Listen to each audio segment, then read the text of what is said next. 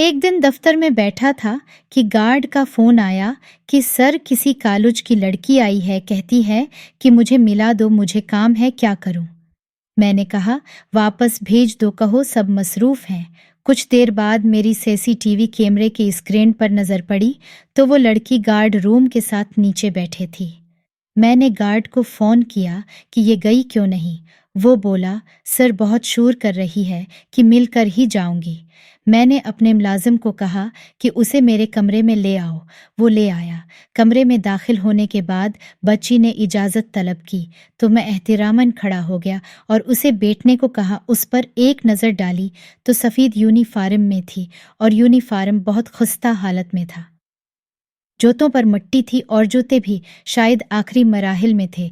देखने में लगता था कि बच्ची काफ़ी पैदल चलकर आई है।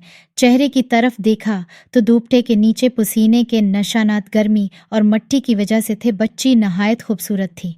मौसम की वजह से इसके गाल सरख हो चुके थे या शायद दफ्तर में अजनबी माहौल में हिम्मत करके आ तो गई थी मगर घबराहट की वजह से।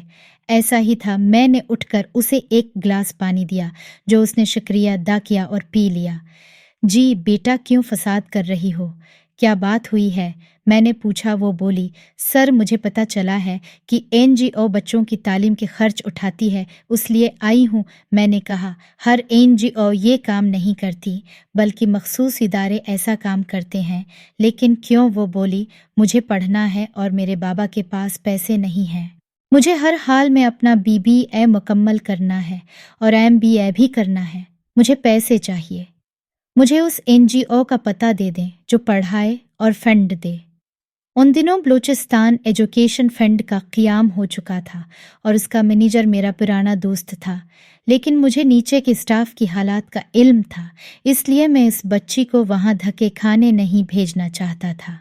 तो मैंने इस बच्ची से कहा कि तुम चाय पायोगी। इसने इस बात पे सर हिलाया। मैंने चाय मंगवाई और बस्कट भी मंगवाए। वो बस्कटों पर टूट पड़ी। चाय पीने के दौरान वो कहने लगी सरबला मुआवजा काम करने को तैयार हूँ।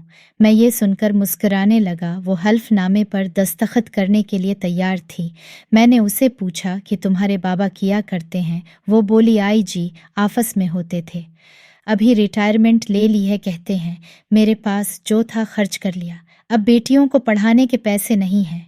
मैं सोच में पड़ गया कि आई जी आफस का बंदा ऐसा कहे ये कोई दो नंबरी होगी बच्ची की, वरना बाप ऐसा क्यों कहेगा। मैंने बहाना बनाते हुए बोला मैं अपने साहब से पूछ कर आता हूँ, वो तुम्हारी क्या मदद कर सकते हैं।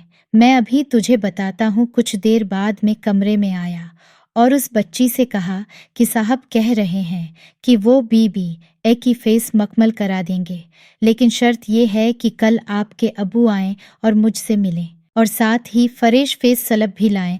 वो तो खुशी से खड़ी हो गई। ठीक है सर। उसकी मासूमियत मुस्कुराते हुए और निखर कर सामने आ रही थी। मैंने अपनी मुलाजिम को आवाज़ दी कि शाहदा ये बच्ची कल आएगी, उसको मुझसे मिलवा देना, उसका नंबर ले लो। तारफ पर पता चला कि वह किसी अहदे पर आईजी बलूचिस्तान के साथ काम कर रहा था। ये इन दिनों की बात है जब क्विटा के हालात ख़राब थे। स्कूलों में तराना नहीं पढ़ाया जा सकता था कि पाकिस्तान दुश्मन स्कूल पर कोई शरारत न कर दे। कई मर्तबा वो और इसका ख़ानदान नान शबीना का भी महताज रहा। जल्द रिटायरमेंट इसलिए भी ली कि बड़ी बेटी की शादी करना थी। बेटे पढ़ते हैं। एक एम करके डॉक्टर के क्लिनिक पर मरीजों को नंबर देता है, मतलब चपड़ा सी है, जबकि दूसरा BA करने के बाद अब कोई छोटी मोटी कोशिश कर रहा है। बेटी की यूनिवर्सिटी की फीस भी पूरी नहीं हो रही, लेकिन ये कहती है कि इसी यूनिवर्सिटी से पढ़ूंगी। यूनिवर्सिटी की स्कॉलरशिप इसलिए नहीं ले सकते कि न तो हम किताबें ख़रीद सकते हैं, न ही नीट है जिससे तैयारी कर सके। GPA कहाँ से आएगी।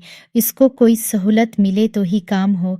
मैंने उसके कंधे पर हाथ रखा और उससे कहा आप उसकी तालीम से भी फ़ख्र हो जाएं।